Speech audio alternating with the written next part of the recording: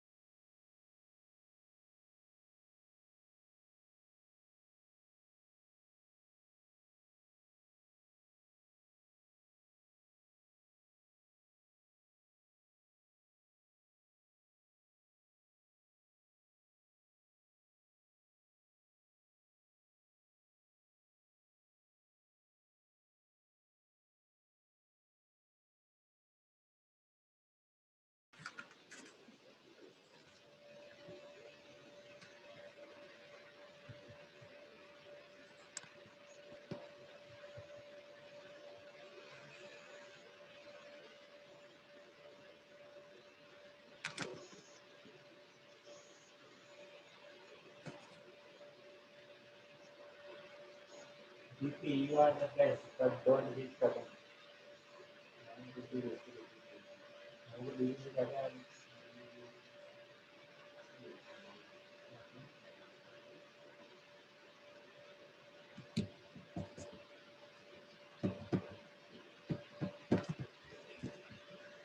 हो गया पढ़ के?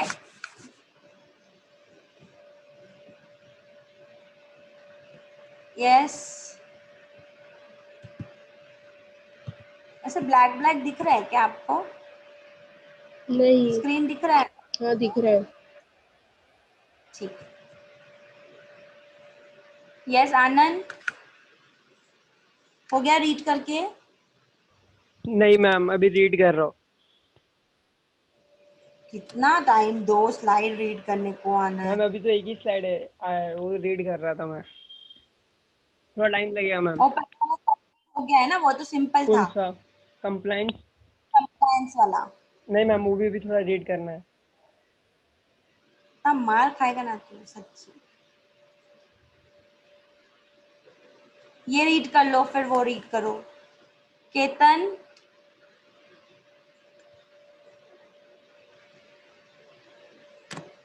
यस केतन। हाँ मैम। कुछ नहीं, क्लास में हो नहीं हो? हाँ मैम हूँ। हो, ठीक है। आपने रीड किया? मैं अब भी आया जा रहा है, लाइट चली गई थी नहीं। मैं जब नाम लूं तुम लोगों का तो ही तुम लोगों को याद आता है मैं नहीं था करके। अब भी चली गई थी। तो आप जब 10 बजे से लेक्चर में नहीं हो? बाहर गया था, अब भी आ गया फिर से। कहाँ बाहर गए थे ये कोरोना के बीच में? नहीं मैम, लेक्चर में था, अब भी मतलब बाहर गया था मैम, जो मैप से। तो कुछ भी नहीं सुना मैंने 10 बजे से क्या बोला? लाइट चली गई थी, आप भी आ गए। ये भगवान, जब मैं किसी से क्वेश्चन पूछूं उनका जब ही रीजन रहता है। दीपक, केतन अभी सुनना है, मैं पूछने वाली हूँ वापस। हाँ मैम ठीक है। अभी जो दूसरा आंसर देगा वो अच्छे से सुनो। ओके। दीपक, अभी दीपक को भी मेरी आवाज नहीं आएगी।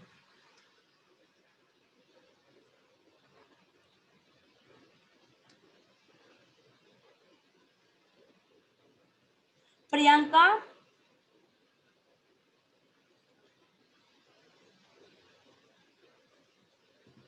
प्रियंका,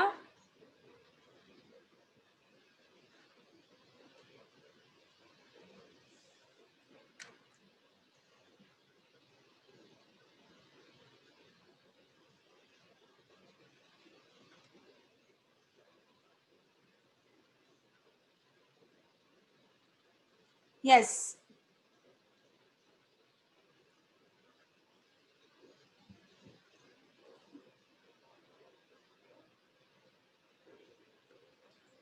कुछ शाय भी नहीं है बॉयज, मस्तीखोर एक नंबर के। यस प्रियंका, आपने क्या सुना, क्या समझा ऑडिट प्रोसीजर में?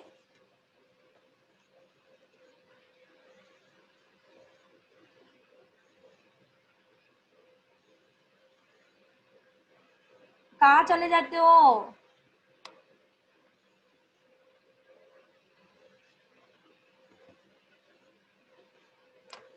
दीपक की तो अभी तक आवाज ही नहीं आई, 3 से 4 मिनट हो गया आवाज देके आपको।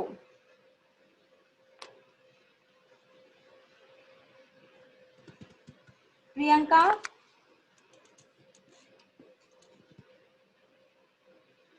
देखा देखा, जिसको जिसको मैं पूछ रही हूँ उसका ही इशू है। मतलब आपने भी कुछ सुना नहीं? ऐसे कैसे हो जाता है कि मैं जिसको पूछूं उसका ही नेटवर्क प्रॉब्लम रहता है उसी दिन?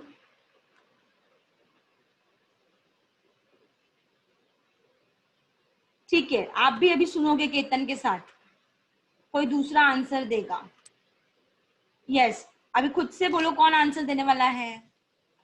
रोहित, मुझे आपकी भी आवाज सुननी है।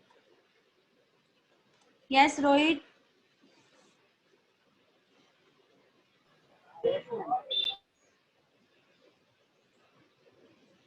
रोहित,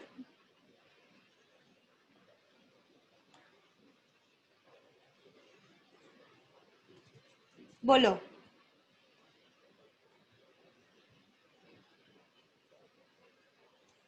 बाहर क्या कर रहे हो बच्चा? अच्छा ठीक है।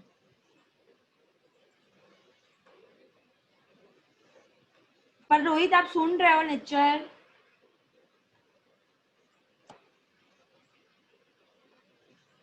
ठीक है, फिर आपसे कल पूछूंगी मैं।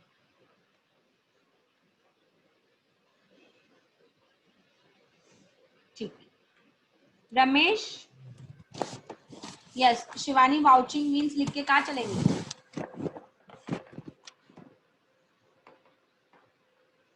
रमेश बोलो, फटाफट बोलो, कितना टाइम, कितना सिंपल चीज बोलना है, ऑडिट प्रोसीजर के बारे में बोलो।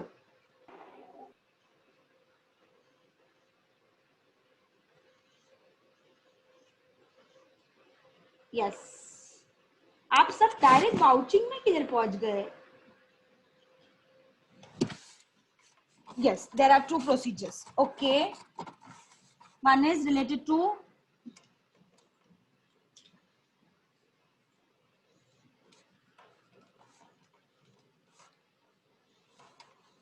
yes Halima, good. Ki there are 2 procedure. Yes Ramesh, first is compliance which is related to internal control. Yes, सुनो यहाँ पे केतन, प्रियंका, ऑडिट प्रोसीजर्स के मतलब स्टेप्स, 2 स्टेप्स है। One is compliance and second one is substantive. Yes. Compliance means existence, effective operation. Okay, is related to what, Anand? Compliance means existence, effective operation of what?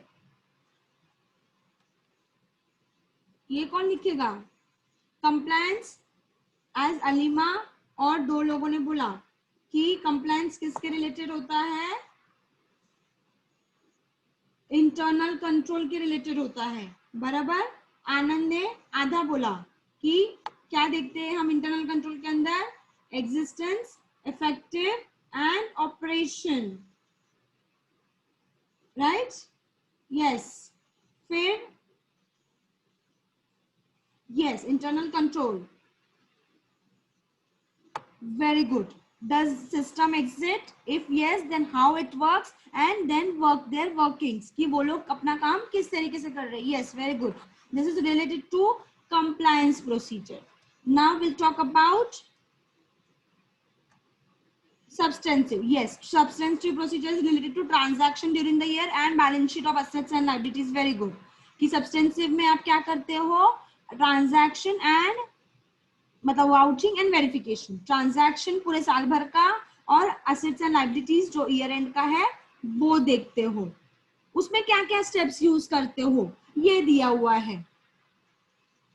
उसमें आप क्या करते हो? Vouching. Vouching again मतलब क्या करते हो वाउचिंग में? आप ट्रांजैक्शंस को कैसे चेक करोगे? क्या क्या चीजें देखोगे ट्रांजैक्शन के अंदर? आनंद.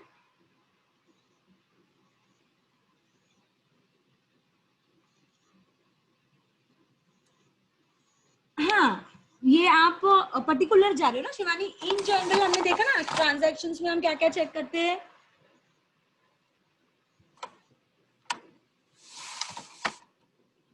अब भी देखा था हमने. नहीं, पोस्टिंग कास्टिंग तो ये जनरल पॉइंट्स हो गए कृतिका. मैं क्या बोल रही हूँ, ट्रांजैक्शंस के रिलेटेड हम क्या क्या चेक करते हैं अभी हमने देखा. Ma'am invoice, sales invoice, purchase invoice, ये सब आपके डॉक्यूमेंट्स हो गए ना. उसको आप चेक कैसे करोगे कि यस वैष्णवी आपने रिकॉर्ड किया है कि नहीं किया? यस प्रतीक्षा, ऑकरेंस कि ट्रांजैक्शन ऑकर हुआ है कि नहीं हुआ है, कंप्लीट है क्या नहीं है ट्रांजैक्शन. जनरल पॉइंट्स बोल रहे हैं हम लोग, डिटेल में नहीं जा रहे किसी पॉइंट को. एक जनरल ट्रांजैक्शंस को देखने के लिए मैं कैसे देखूंगी? वाउचिंग. ये जो पॉइंट है ना सबसे पहला, वाउचिंग में आप क्या करोगे? ऑकरेंस, ट्रांजैक्शन हुआ है कि नहीं हुआ है, ट्रांजैक्शन रिकॉर्ड किया है कि नहीं किया है प्रॉपरली, राइट अमाउंट के साथ, सॉरी, और उसको प्रॉपर हेड के अंदर डिस्क्लोज करना. यस. पोस्टिंग चेकिंग मतलब जो चीजें पोस्ट की हुई वो बराबर से पोस्टिंग ही किए कि नहीं किए हैं. डेबिट का हेड है तो डेबिट के अंदर जाना चाहिए, क्रेडिट का हेड है तो क्रेडिट के अंदर डालना चाहिए. वो पोस्टिंग चेक करोगे. कास्टिंग,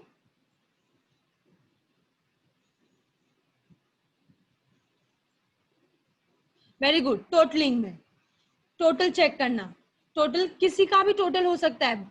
आपके टोटल बुक्स ऑफ अकाउंट्स के टोटल होंगे, लेजर्स के, जर्नल एंट्री के. यस. फाइनल जो टोटल होता है और कैरी फॉरवर्ड उन्होंने ठीक तरीके से किया है कि नहीं किया है. जैसे हम लेजर का बैलेंस ट्रायल बैलेंस में लेके जाते हैं, ट्रायल बैलेंस का फिर हम फाइनल अकाउंट में लिखते हैं, तो ये क्या है? कैरी फॉरवर्ड है. तो ये बराबर से लिखा है कि नहीं लिखा हुआ है.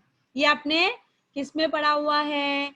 एरर्स के टाइप में पढ़ा हुआ था. टाइप्स ऑफ एरर में कास्टिंग एरर, पोस्टिंग एरर, वहां पे एरर की जगह पे यहाँ पे चेकिंग आएगा.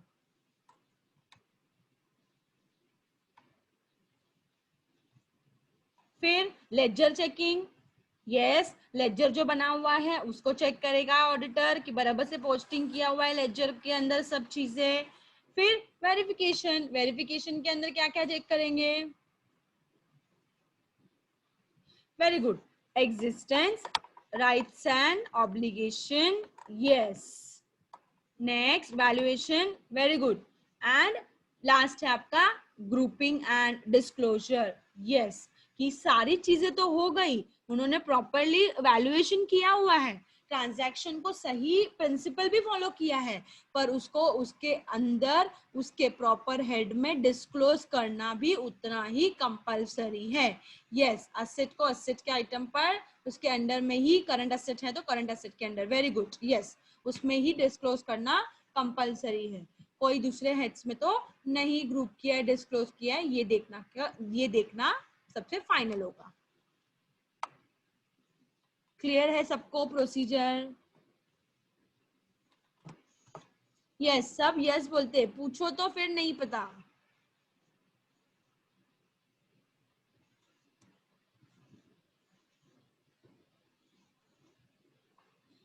नेक्स्ट है technique, again very simple. Techniques, method, क्या क्या मेथड यूज करते हैं ऑडिट एविडेंस को ऑब्टेन करने के लिए। दोनों क्वेश्चन में कंफ्यूजन नहीं होना है, वो सिंपली स्टेप था, ये प्रोसीजर और स्टेप्स थे। ये टेक्निक्स है कि क्या टेक्निक यूज कर सकते हैं एक एविडेंस कलेक्ट करने के लिए इन जनरल। वो इंटरनल कंट्रोल हो सकता है, वो ट्रांजैक्शंस के रिलेटेड हो सकता है, वो आपके एसेट्स एंड लायबिलिटीज के रिलेटेड हो सकता है। ठीक है, तो सबसे क्या लिखा है, audit technique means methods used to obtain audit evidence. These methods are used in both, yes, जैसे मैंने आपको बोला ये जनरल है, कोई स्पेसिफिक इसका टेक्निक उसका टेक्निक अलग नहीं है, राइट, डिपेंड करेगा जो चीज होगा उसके हिसाब से।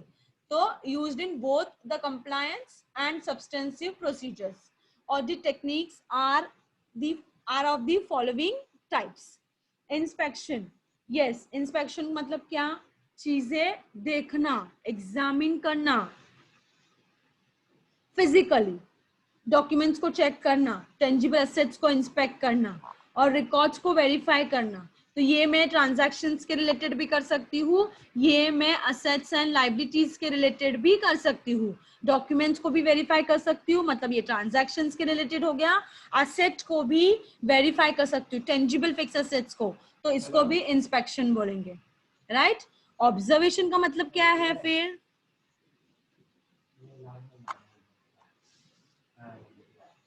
ऑब्जर्वेशन का मतलब क्या होता है,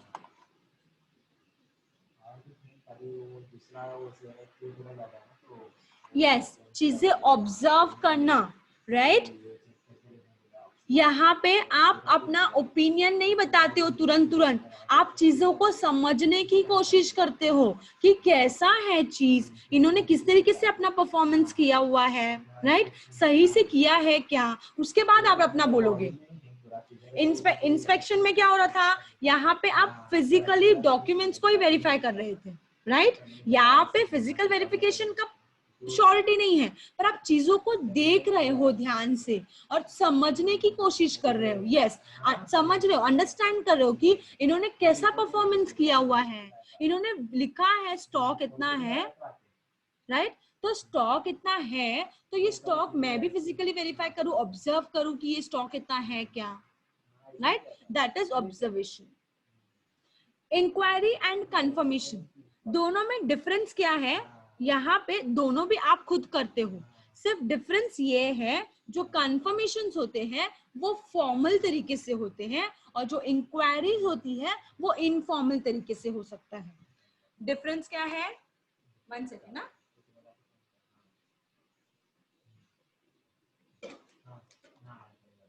यस, दोनों में भी पूछताछ होगी रिचा।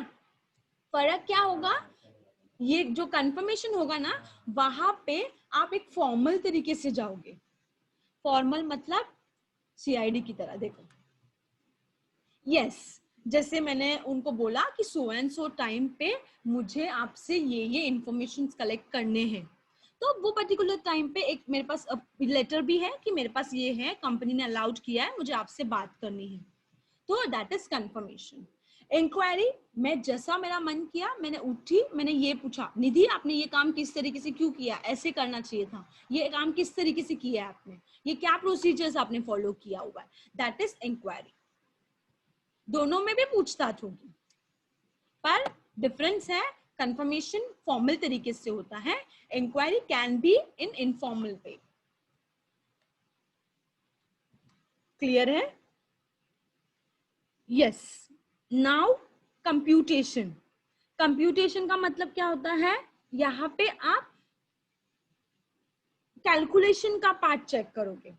जो भी कैलकुलेशन किया हुआ है कंपनी के इसमें, जैसे आपका फिक्स असेट्स हो गया, आपका इन्वेस्टमेंट के रिलेटेड चीजें हो गई, फिर आपका नंबर ऑफ यूनिट्स को उसके रेट के साथ में मल्टीप्लाई करना हो गया, ये सब चीजें जो कंप्यूटेशन मतलब अरिथमेटिकल एक्यूरेसी, कैलकुलेशन का पार्ट जो भी होता है वो खुद ऑडिटर इंडिपेंडेंटली कैलकुलेट करके चेक करता है, उसको बोलते हैं computation.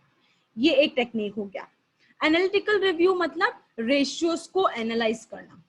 Analytical review means analysing the ratios. हमने रेशियोज पढ़ा है ऑलरेडी कि कंपनीज रेशियोज बनाती है, राइट ना, खुद के लिए भी, दूसरों को भी इजीली समझ में आए कि क्या क्या कैसे कंपनी का स्टेटस है। जैसे करंट एसेट के अगेंस्ट में current liabilities, net profit ratio, फिर आपका डेट इक्विटी रेशियो, ये बहुत सारे रेशियोज है जो बहुत चीजें बताती है। जैसे डेट इक्विटी रेशियो 2:1 होना चाहिए, मतलब 2 डेट होगा तो 1 इक्विटी होना चाहिए।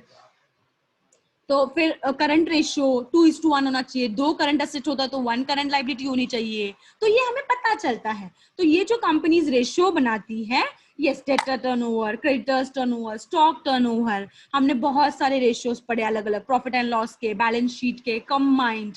तो ये रेशियोज को एनालाइज करती है, उसको बोलते हैं एनालिटिकल रिव्यू। उससे समझने की कोशिश करती है कि सही है या नहीं है। कैसे समझती है, मतलब इसके अंदर मैं कंपेयर करूंगी लास्ट ईयर के साथ में इस साल। मतलब लास्ट ईयर करंट रेशियो 3 था, ये वाला करंट रेशियो 1.5 दिख रहा है, मतलब बहुत डिफरेंस है। तो क्यों इतना डिफरेंस है, तो उसमें मैं एनालाइज कर सकती हूँ कि कंपनी ने कुछ घपला तो नहीं किया है। कंपनी का लास्ट टाइम तो करंट एसेट 3 दिख रहा था, आज इस बार करंट एसेट 1.5 दिख रहा है एक के सामने, मतलब पूरा 50% कम हो गया है। तो इस तरीके से मैं कंपैरिजन करके रेशियोज को एनालाइज कर सकती हूँ। तो ये कुछ टेक्निक्स है जो ऑडिटर यूज करता है एविडेंसेस को ऑब्टेन करने के लिए। कंप्यूटेशंस के अंदर कैलकुलेशन याद रखने का। कैलकुलेशन मतलब जैसे आपका डेप्रिसिएशन का जो कैलकुलेशन हो गया, आपके इन्वेस्टमेंट को वैल्यूएशन करने के लिए जो आप कैलकुलेशन करते हो वो हो गया, आपके स्टॉक को वैल्यू करने के लिए आप जो कैलकुलेशन करते हो, जो आपने सीखा है ना फीफो मेथड और वेटेड एवरेज कॉस्ट मेथड, ये सब कैलकुलेशन से करते हैं। फिर आपका रेशियोज को भी कैलकुलेट करने का देख सकते हो, फिर आपका नंबर ऑफ यूनिट से क्वांटिटी को रेट करने का, जो भी कैलकुलेशन का पार्ट है, अरिथमेटिकल एक्यूरेसी जिसको बोलते हैं, वो सारा कंप्यूटेशन में आ गया।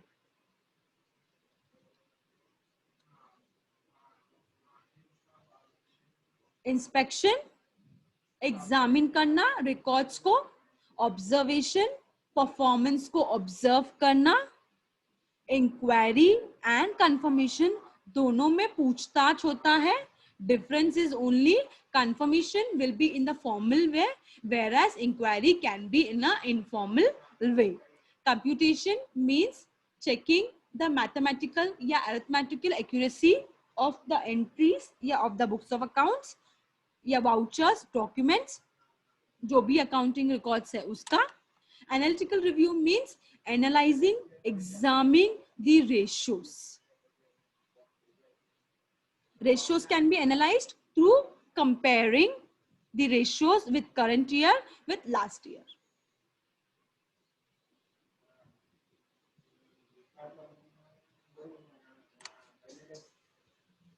टेक्निक्स क्लियर है, इसमें से किसी को भी कुछ भी डाउट है? दोनों क्वेश्चन में कंफ्यूज्ड नहीं होना है। यही क्वेश्चन में मैंने बहुत बार बच्चों को कंफ्यूजन में देखा है। जब ये क्वेश्चन पूछती हूँ तो ये आंसर लिखते हैं, ये क्वेश्चन पूछती हूँ तो वो आंसर लिखते हैं।